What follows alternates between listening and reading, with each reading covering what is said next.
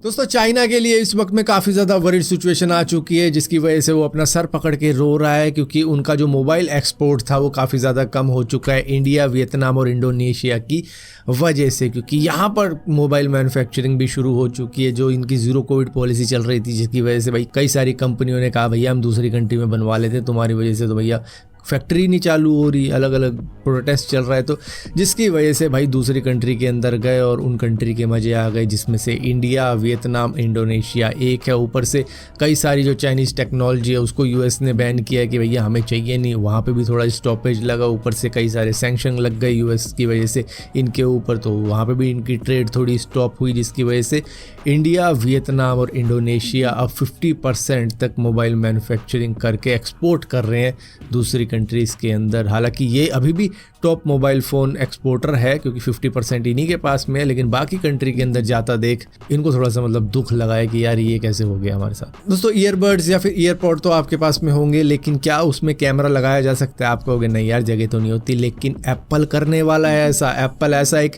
Earpod बना रहा है जिसके अंदर वो कैमरा लगाएगा, और वो कैमरा होगा इंफ्रारेड कैमरा, जिससे कि वो आपका जो विजन प्रो है, हालांकि विजन प्रो कोई खरीद नहीं रहे 3 लाख रुपए में, लेकिन फिर भी वो सस्ते वाला बना रहे हैं, तो जो भी विजन प्रो के साथ में उसको पेयर करेगा, उसका होगा क्या कि जहां भी वो देखेगा उस तरफ का साउंड उसको अच्छे से सुनाई देगा। फॉर एग्जांपल आपके राइट साइड में भी एक टीवी है, लेफ्ट साइड में भी एक टीवी है। जब आप राइट साइड का टीवी देखोगे तो आपको राइट साइड के टीवी का साउंड अच्छे से सुनाई देगा, और पीछे वाला साउंड थोड़ा सा सप्रेस हो जाएगा जो लेफ्ट साइड में। जब आप लेफ्ट साइड का टीवी देखोगे तो राइट साइड वाले टीवी का साउंड थोड़ा सा सप्रेस कर देंगे, मतलब लेफ्ट वाले में आपको अच्छे से साउंड सुनाई देगा। तो क्योंकि वहाँ पे एनवायरनमेंट कुछ ऐसा होता है कि आप कुछ भी क्रिएट कर सकते हो अपने आजू बाजू में, तो उस तरीके की चीज़ों के लिए, बेटर साउंडिंग के लिए वो इस तरीके के ईयरपोड्स तैयार कर रहे हैं। दोस्तों जेफ बेज़ोस के ब्लू ओरिजिन ने अब इंडियन सिटीजन को भी एक अपॉर्चुनिटी दी है कि आप भी स्पेस ट्रैवल कर सकते हो इनके न्यू शेफर्ड रॉकेट के अंदर, जहां पर 11 मिनट तक आप स्पेस को एक्सप्लोर कर पाओगे। ये करीबन 100 किलोमीटर के एल्टीट्यूड पर लेके जाएंगे, जहां पर आप एक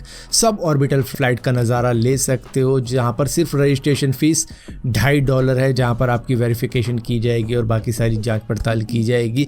उसके बाद में आपको 3 दिन की ट्रेनिंग दी जाएगी, तब जाके आप एक स्पेस ट्रैवल कर पाओगे। हालांकि आपको ट्रेनिंग के लिए टेक्सास में भी जाना पड़ सकता है।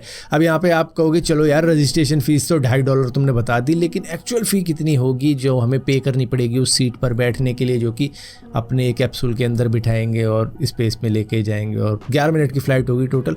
तो यहाँ पर देखो $0 से लेकर $28 मिलियन तक जा सकते हैं। कईयों को इन्होंने फ्री में भी घुमाया है स्पेस में, लेकिन कईयों से पैसे भी चार्ज किए, जो कि बहुत ही अमीर लोग होते हैं, उनसे $28 मिलियन तक लिए, और कईयों से $1 भी नहीं लिया, सिर्फ उनको एक्सप्लोर करवाने के लिए। तो क्या पता आपका लक सही हो, रजिस्ट्रेशन करने में क्या जाता है। हालांकि अगर भैया 140 करोड़ लोग हैं, उसमें से अगर 50 करोड़ लोग भी, मैं कह रहा हूँ चलो 50 भी ज़्यादा बोल दिया मैंने, 20 करोड़ लोग भी रजिस्ट्रेशन करते हैं, तो भाई $2.5 के हिसाब से देख लो कितना पैसा चला जाएगा इनके पास में। फिर तो ये भेज देंगे उनको फ्री में कि जाओ, एक कोई तो भेजना है। दोस्तों चाइना की एक कंपनी है स्पेस पियोनर नाम की, जिनका टियांगलोंग 3 नाम का एक रॉकेट था, जिसका वो एक स्टैटिक फायर टेस्ट कर रहे थे, जिसके अंदर उसको लॉन्च नहीं करना था, सिर्फ उसका एक फायर टेस्ट होना था। लेकिन अचानक से हुआ ये कि इनका नीचे का जो मॉड्यूल होता है, जो भी मतलब बूस्टर होता है, वो वहीं का वहीं रह गया, लेकिन ऊपर का रॉकेट उड़ गया। और उसके बाद में हुआ ये कि वो हवा में जितनी एनर्जी थी उतनी लगा दी उसने उड़ने के लिए। उसके बाद में जैसे ही उसका फ्यूल ख़त्म हुआ वो नीचे गिरा, और नीचे गिरा किसी गांव के ऊपर, और वहां जाकर ब्लास्ट हो गया। अब चाइना की अथॉरिटी तो वहां पे कह रही है कि भैया कुछ भी नुकसान नहीं हुआ है, लेकिन कहा यह जा रहा है कि वहां का विलेज ऑलमोस्ट जल गया है जिस तरीके से वो ब्लास्ट हुआ है, और उसके बाद में भी आग उग लगी है। हालांकि चाइना तो छुपा रहा है और वीडियो वगैरह कुछ सामने आ नहीं रही है, लेकिन कहा यह जा रहा है कि उस गाँव में आग लगी है इस ब्लास्ट की वजह से और इस रॉकेट के मिस फायर की वजह से। दोस्तों इंडिया की कई सारी मेट्रो सिटी है जहाँ पर काफ़ी ज़्यादा ट्रैफिक जाम लगता है, जिसमें से बेंगलुरु भी एक है। मतलब वहाँ तो काफ़ी ज़्यादा ट्रैफिक जाम लग जाता है, जिसकी वजह से वहाँ के लोग काफ़ी ज़्यादा परेशान है, जिसकी वजह से वहाँ की गवर्नमेंट ने मॉडरेटो नाम की एक टेक्नोलॉजी वाले सिग्नल इंस्टॉल किए हैं, जो कि जैपनीज़ रिसर्चर्स ने 1999 के वक्त में तैयार किए थे।